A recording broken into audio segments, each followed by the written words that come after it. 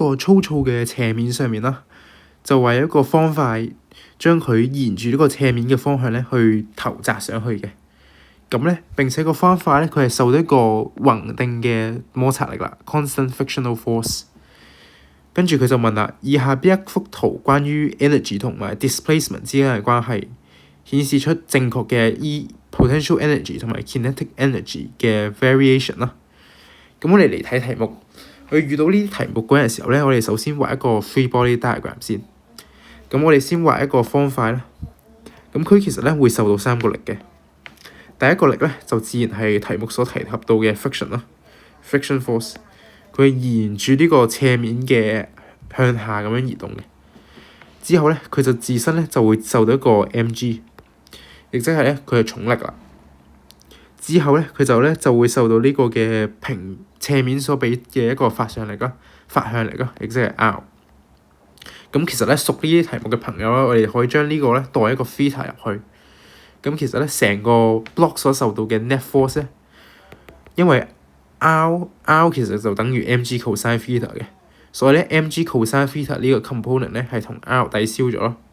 咁得翻 mg sin theta 同埋friction 呢兩個力啫。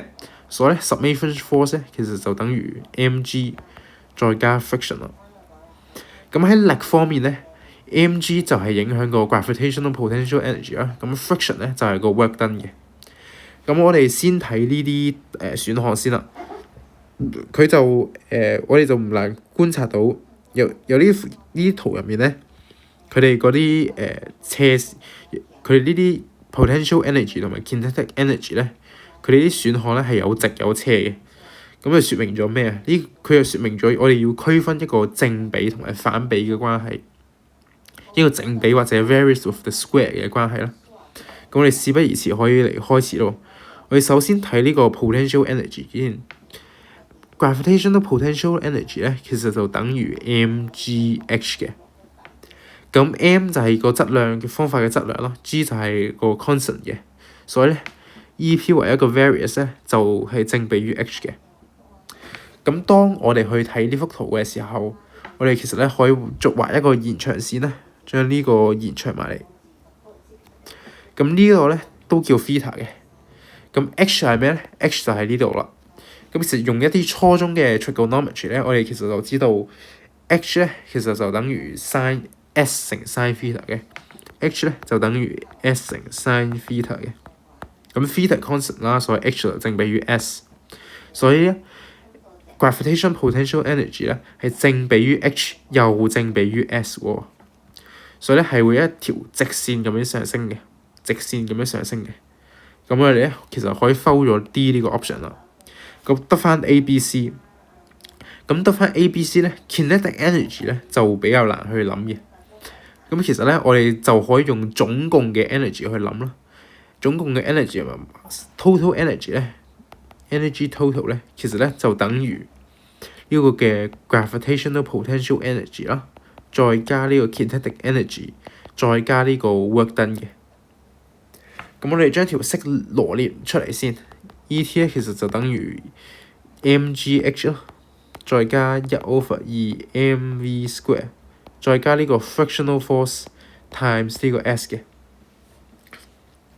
咁根據呢個能量守恒定律啦，其實咧成段無論乜時候咧，呢個 E.T 咧都係 constant 嘅，但唔代表就話嗰個方塊佢入面嘅能量就係 constant 喎，因為佢有一部分能量咧，佢係俾咗呢個 work done 噶嘛，但係咧成個總共嘅能量咧，其實係一個 constant 嚟嘅。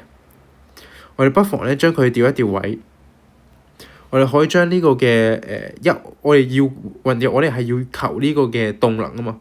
我哋可以將1/2 mv square 咧擺到一邊先，1/2 mv square， 跟住咧其實就等於 total energy 啦。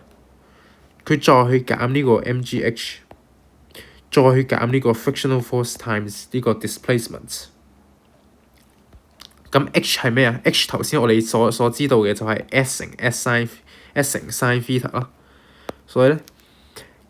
kinetic energy 咧，其實就等於 total energy 再減呢個嘅 mgs 乘 sin theta 啦，再減 Fs 咯。咁我哋將佢執一執條式，其實我哋就會發現 kinetic energy 就等於 total energy 減呢個嘅 displacement 啦，乘以呢個嘅 mg sin theta 減 F 嘅。咁其實咧，我哋就可以驚奇咁樣發現，同我哋頭先所講嘅呢個sorry 啊，頭先一開始冇畫好 mg sin theta 呢度 ，mg sin theta 呢度係 mg sin theta 再加 F，mg sin theta 再加 F。咁我哋咧就會發現咧，呢個咧下面咧就係 total kinetic energy 咧就等於 total energy 再減 S 乘以 mg sin theta 再加 F。所以咧我哋就會發現 kinetic energy 咧係 varies proportionally with 呢個嘅負 S 嘅。所以咧佢係會成一個下降嘅直線。所以答案咧就係 A for apple 啦，A for apple。因為其他嘅兩個 kinetic energy 咧都係曲線嚟嘅。